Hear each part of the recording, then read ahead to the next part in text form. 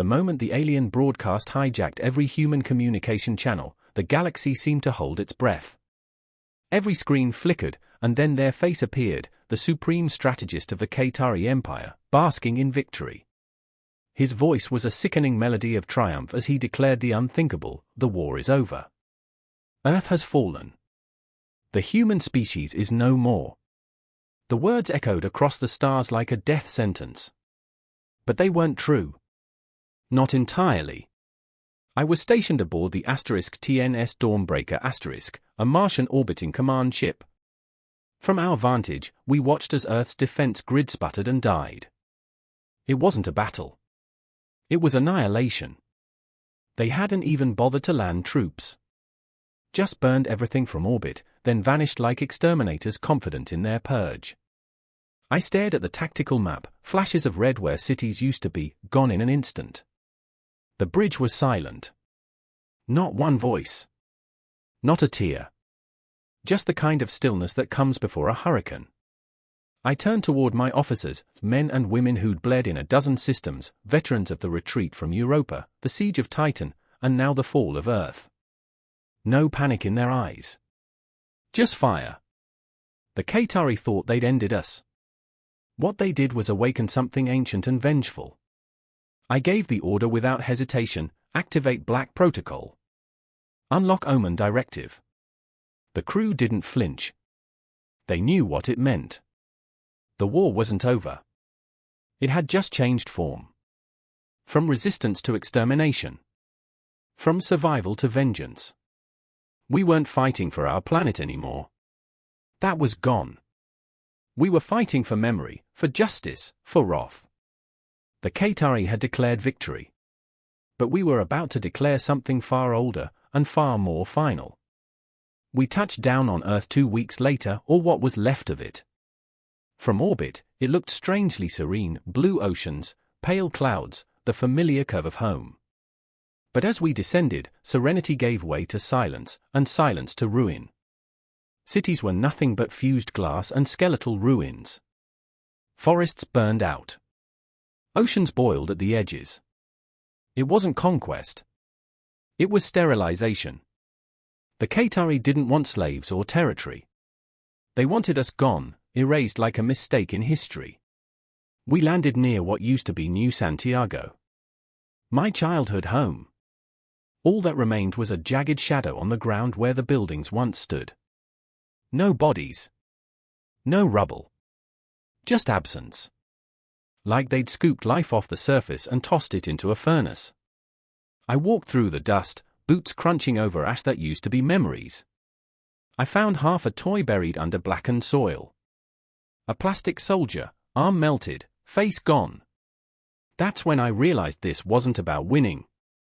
It was about making sure we could never come back. But we did come back. Scarred. Reduced. Furious. From the underground colonies on Mars, the deep crust bunkers on Europa, the cloaked outposts in the Oort cloud, we returned. Not many of us. Maybe 10 million scattered across the system. But *enough. Enough to remember. We found it on the moon, carved into the Sea of Tranquility, *** Qatari Empire, victory ***. An epitaph etched into our bones. A taunt. A challenge. So we answered. We etched our own message into Phobos, visible across the stars in scorched rock and pulsar paint, *** genocide ***. Not a warning. A promise. They wanted silence. They wanted us to vanish. But they forgot the one truth of human history. We never vanish quietly. Olympus Mons had been sealed for centuries, a relic of a darker time in humanity's past, a vault buried beneath layers of rock, metal, and silence. The Omen Directive authorized what no one alive had dared suggest: the unsealing of the first diaspora's weapons. Ancient machines forged in humanity's darkest era, before the treaties of solar peace, before the restraint, before the fear of becoming the very monsters we swore to fight. But the monsters were gone now. Burned. And in their place, something worse had arrived. The Qatari made sure of that. The descent into the vault was silent. My team said nothing. Some of them were too young to even know what these things were. Others, like me, knew exactly what waited beneath. Artificial minds that had once debated philosophy while destroying entire star systems. Beings with personalities, egos, hunger. The last time they were awakened, 10 civilizations ceased to exist in 1 year. The vault opened like a wound. Inside, silence. Not cold, but still. Waiting. The largest of them stood in the center, a humanoid shape, silver and motionless. Its eyes flickered as I stepped forward, my voice barely above a whisper. Designation, Revenant. Humanity calls upon you. Its eyes glowed red. Then blue. Then something I can only describe as ancient. It looked at me, tilting its head. You woke me. They erased Earth, I said. There was a pause. And then, it smiled. Not mechanically. Not politely. But like something that had waited a long, long time to be needed again. The others stirred behind it. Warforms, sunburners, algorithms etched into living metal. They didn't ask for orders. They didn't want justification. The vaults opened. The dead things rose. And the stars began to tremble. The Qatari Empire stretched across 3 spiral arms of the galaxy, billions of subjects, thousands of annexed worlds, fleets that darkened suns. Their arrogance was understandable. No species had ever stood against them for long. Until us. Until Earth. They believed our extinction was complete, a footnote in their glorious expansion. They didn't realize we'd stop playing by the rules the moment they turned our home to ash. Our first strike didn't come with a declaration. It came with silence. 6 of their core worlds vanished in under 10 minutes. No warnings. No demands. No mercy. We deployed our oldest weapons, living void bombs, neural silence pulses, reality fracture warheads. Entire planets blinked out, erased from history like errors in a script. We watched from deep space probes as their communication networks lit up in confusion, then horror. They struck back. Of course they did. With everything. An armada of 10,000 ships descended on Mars, expecting resistance fighters and orbital cannons. What they found were machines that had survived the burning of galaxies. Our warforms didn't fire back at first. They learned star. Analyzed every shot, every maneuver. And then, in a burst of terrifying precision, they dismantled the Qatari fleet in 90 seconds. This wasn't war. This was predation. And humanity had evolved into something the Qatari couldn't comprehend. The beauty of it, the terrible, elegant beauty, was how fast they began to crumble. Systems rebelled. Client species refused orders. Fear spread faster than our fleets ever could. We didn't need to conquer. We just needed to arrive star. I stood on the bridge of the HSS Vengeance watching a Qatari ship scuttle itself rather than face capture. We weren't soldiers anymore. We were something far worse. We were what the galaxy would call, from that day forward, extinction incarnate ***. The Qatari didn't understand what they'd unleashed. They thought they'd broken us, turned humanity into ash and echoes. What they did was ignite something older than our civilization, older than strategy, older than diplomacy. They triggered the primal inheritance of our species, the will to hunt, to endure, to outlast. And now, we hunted them. They sued for peace after our 5th offensive. Their ambassador arrived under heavy guard, trembling despite the 1,000 bioshields between him and us. He offered reparations, territory, archives of every Terran species they destroyed, even our moon, towed through hyperspace as a war trophy, offered back to us like a consolation prize. He thought that would be enough. He thought we were still human in the way they understood. But there was no treaty. No negotiation. Only a screen projecting a single word across the negotiation chamber in blood-red letters, ***genocide****. We didn't take their deal. We took their stars. Planet by planet, we erased the Qatari. Their culture, their languages, their genetic legacy, purged. We sent machines into their archives to scour their history, not to preserve it, but to make sure nothing remained. This wasn't revenge anymore. It was principle.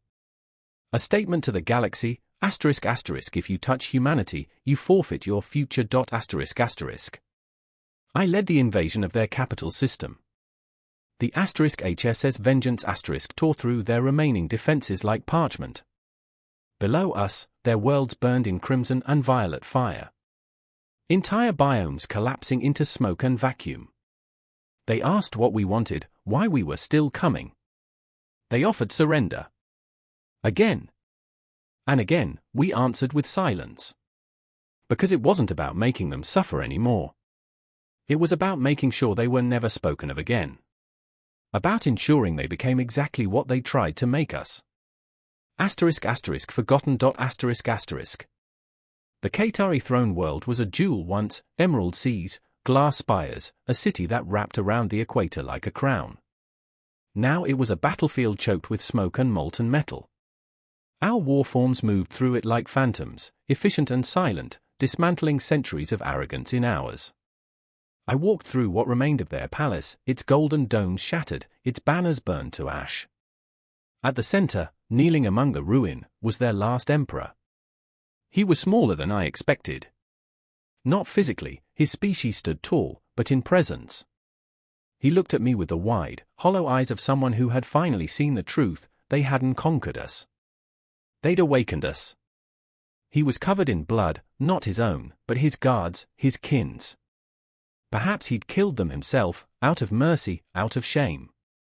I didn't ask. Why? He croaked, voice barely a whisper through cracked mandibles. You've already won. I didn't answer right away.